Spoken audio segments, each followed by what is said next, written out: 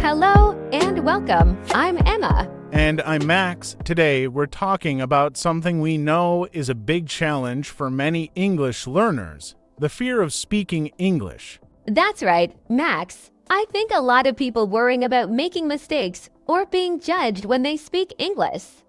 It's totally normal to feel this way, but it can stop you from practicing and improving. Exactly, Emma. When we're afraid to speak, we lose a lot of chances to learn, right? We just stay quiet because we don't want to say the wrong thing or sound silly. But here's a little secret. Everyone makes mistakes when learning a new language. It's how we learn. Yes, no one expects perfection. Think about little kids. They make lots of mistakes when they're learning their first language, but they keep going, and that's how they improve. The same thing goes for us as adults learning English. Making mistakes is just part of the process. So, what are some reasons people feel this fear? One big one is that people might be afraid of being judged or laughed at. Imagine you're trying to talk to someone and you worrying, what if they don't understand me, or what if they think I sound funny? Yes, absolutely. That fear of judgment is real for so many people. And sometimes we judge ourselves the hardest. We might think, I should be better at this, or why am I struggling with this word or phrase? But remember, you're not alone. So many people feel this way too. And another reason is the fear of making mistakes. Some people think they have to be perfect before they even try speaking. They think if I don't say it exactly right, I shouldn't say anything, but learning doesn't work that way. We need to make mistakes so that we can get better. Right, it's really about getting comfortable with the uncomfortable. And when you're learning a language, some situations will feel strange or hard. Maybe you're talking to someone and you can't remember a word. That's okay. You can describe it, use your hands, or even laugh about it. The important thing is that you're trying. And you might notice when you keep trying, you start to feel a bit more confident. Speaking English in real situations helps you build that confidence little by little. It's like a muscle that gets stronger the more you use it. That's a great way to put it, Max. So instead of focusing on the mistakes, we should focus on the courage it takes to speak up, to try, and to learn. All right, so now that we know some of the reasons people fear speaking English, let's talk about how we can work through that fear and make speaking a little easier. One thing I think is really helpful is finding small ways to practice English in a comfortable space. This could be with friends, family, or even alone. Yes, Max, that's a great point. When we start small, we don't feel as much pressure.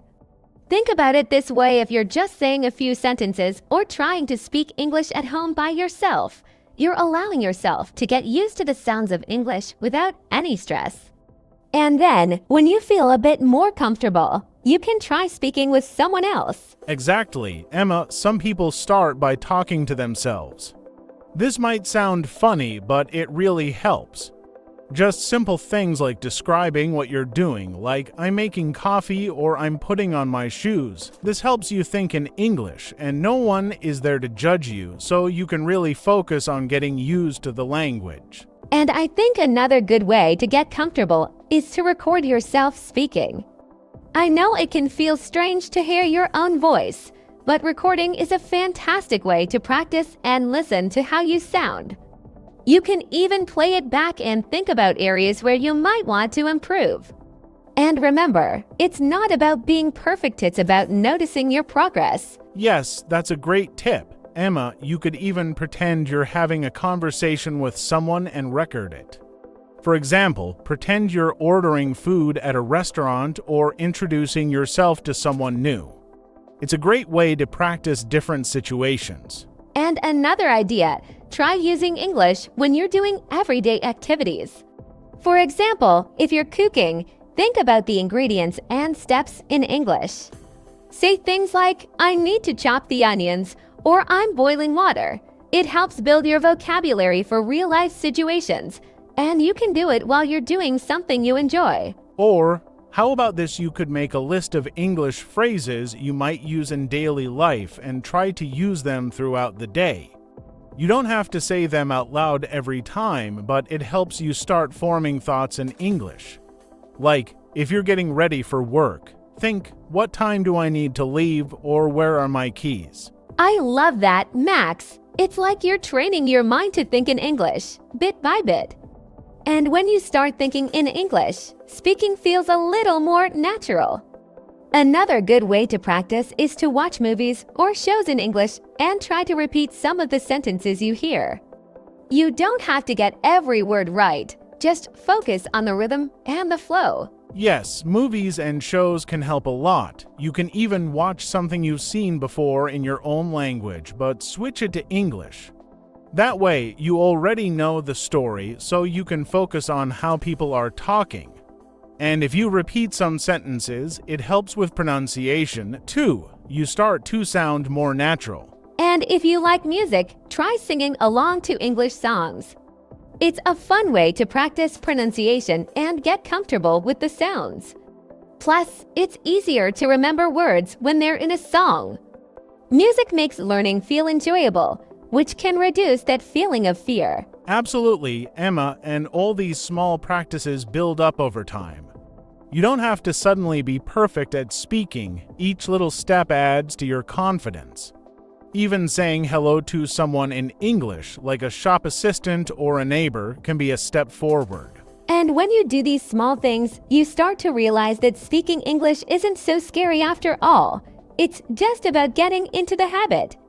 You might be surprised how much you can say when you're just relaxed and talking about something simple. Right, Emma, and remember, we're our own biggest critics. Sometimes we're so worried about saying something wrong, but most people aren't listening for mistakes. They're just happy you're trying to communicate. Most people are kind and understanding. That's such a good reminder, Max. So many people are supportive, especially if they know you're learning. And for those moments when you feel really nervous, take a deep breath and remind yourself that you're doing something brave. It's not easy, but it's worth it. All right, so we've talked about the fear of speaking English and some small steps to build confidence. Now, let's dive into ways to keep that motivation going and build habits that make speaking English a natural part of our lives. Sometimes it helps to set clear, small goals that feel realistic and rewarding. Exactly, Max. Setting goals can help so much. Instead of thinking, I need to be fluent, try setting specific goals. Like today, I'm going to say 3 sentences in English, or this week, I'll try to have 1 short conversation in English. When you reach these small goals, you'll feel encouraged to keep going. Yes, and as you keep meeting these smaller goals, you'll start to feel that sense of progress. Another tip is to make English a daily habit. You can do something as simple as reading a short article, writing a few sentences in a journal, or watching a quick English video. Just a few minutes each day can add up over time. That's a really good point, Max. I like to tell people that even 5 minutes a day can make a difference. It's less about how much you do and more about being consistent. Consistency helps turn English practice into something natural, rather than a big, stressful task. And here's another idea. Find someone who's also learning English or even a native speaker who'd like to help you. Sometimes speaking with a friend who understands your challenges can make it less scary. You both can support each other and celebrate each other's progress. Yes, practicing with a friend is wonderful because it can make the experience fun and relaxed. You can even choose a topic you both enjoy, like movies, sports, or hobbies, so it feels more like a natural conversation and less like practice. And if you don't have a friend who's learning English, there are so many online communities now where you can find conversation partners. Apps and language exchange websites connect people from around the world who want to learn and help each other. It's a great way to meet people and build confidence. That's a great idea, Max. Plus, talking with different people helps you get used to different accents, speech speeds, and conversation styles. You can learn so much just by listening and responding to someone new. And remember, it's okay if you don't understand every word in a conversation. If someone says something you don't understand, you can politely ask, "Can you say that again, please?" Or, "What does that mean?" Most people will be happy to explain. It's all part of the learning process. Yes, Max, in fact, asking questions is a great way to learn. And it shows that you're interested in the conversation. People usually appreciate when someone is trying their best, even if they make a few mistakes. That willingness to keep going and ask questions shows your determination. And speaking of determination, another tip is to celebrate your progress along the way. Sometimes we focus so much on what we don't know that we forget to notice what we've learned. Take time to think about the phrases you now understand or the conversations you've been able to have, even if they were short. That's so true. Sometimes we're too hard on ourselves. But every time you try to speak in English, you're making progress. Every word you say, every question you ask, it all adds up. You're learning to be brave and building that confidence step by step. And remember, speaking a new language is a journey. It's okay if you have days where you don't feel as confident. Just keep going and don't be afraid to laugh at your own mistakes. Learning can be fun if you let it be. That's right. And over time, you'll start to feel that fear fade away, little by little.